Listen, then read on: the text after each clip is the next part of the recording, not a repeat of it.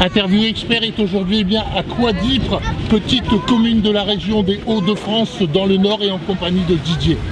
Didier, c'est quoi les sentiments effectivement quand on voit passer notre nouvelle Miss France de la région? Bah écoutez, c'est une grande fierté pour la région, c'est une grande fierté notamment pour le village de Coidipre. Nous sommes à 8 km de Coidipre. Oui. Nous sommes venus spécialement avec nos géants warmoutois pour participer à cette fête.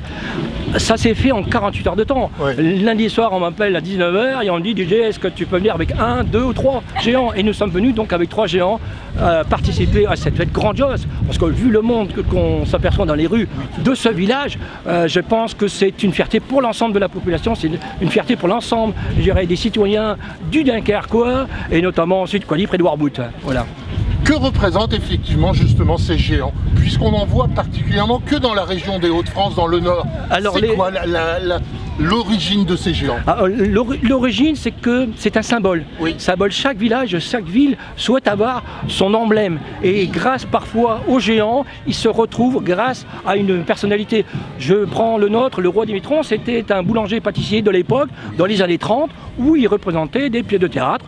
Et puis voilà, un constructeur de géants, un facteur de géants a souhaité donc réaliser un géant à l'époque, et c'est parti comme ça, tout simplement. Est-ce que pour justement ces géants, il faut systématiquement de l'entretien, ou est-ce que je dirais que ça ne se détériore pas? Si, il y a de l'entretien en permanence, puisqu'il faut le déplacer. Le nôtre, il est démonté, il est en 3 parties, donc ces 3 parties avec la manipulation, le temps parfois qui n'est pas toujours bon dans notre, coin, parfois ça nous arrive, mais on a quand même souvent le soleil avec nous, le soleil est à l'intérieur, souvent chez nous. Et donc, toutes ces manipulations, on a besoin d'une maintenance, je ne veux pas dire au quotidien, mais presque.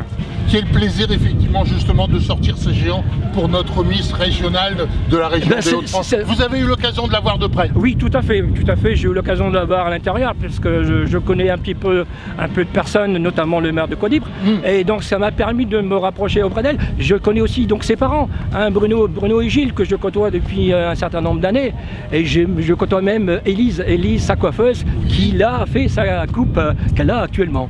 D'accord. Bon, au niveau de ses parents, c'est quoi les sentiments quand on arrive effectivement que sur TF1, elle arrive à devenir Miss France? Dès le départ, franchement, est-ce que ses parents, uniquement ses parents, ils y ont cru? Alors ses parents y ont cru, surtout son papa. Je pense que son papa y a cru. Et par contre, ils avaient peur des médias. Ouais. Aujourd'hui, la presse écrite, l'audiovisuel, l'ensemble des médias viennent vers eux et ils ne sont pas habitués à ce genre d'événements. C'est l'ascenseur émotionnel. Oui. Hein, du jour au lendemain, passer d'une personne inconnue et devenir connue par la France, par les citoyens locaux, c'est grandiose. Bon, il ne faut pas oublier que j'ai eu l'occasion de la suivre dès le départ de la sortie de la mairie. Dès le départ, on voit effectivement que son côté naturel est revenu au galop. Il y avait des amis à côté d'elle.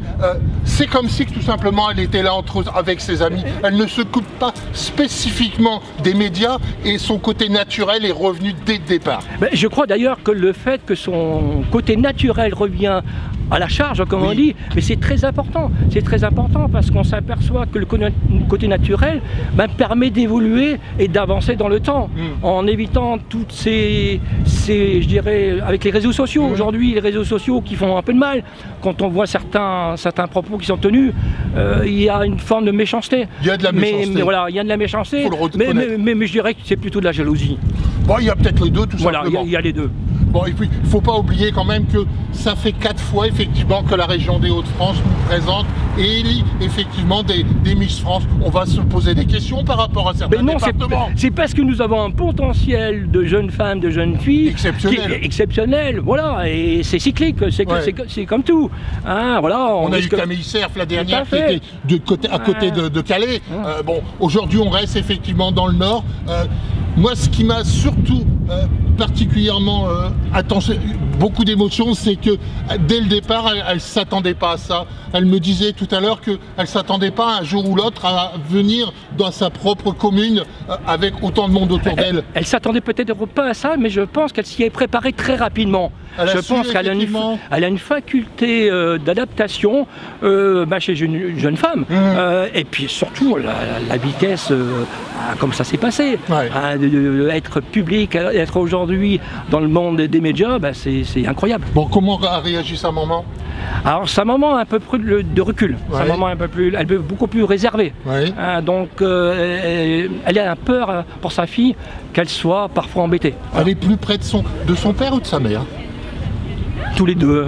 C'est une famille unie. Ils sont trois filles avec les parents, voilà. Et puis bon, il y a une chose qu'on a parlé dès le départ, c'est sa coupe de cheveux. C'est bien, moi je trouve. Bah, je pense qu'elle a ses personnalités, voilà, et ça lui va vraiment très bien. Ça va très bien. Ça va très bien. Ok, d'accord. Voilà. Merci beaucoup. Je vous en prie, à bientôt. À très bientôt.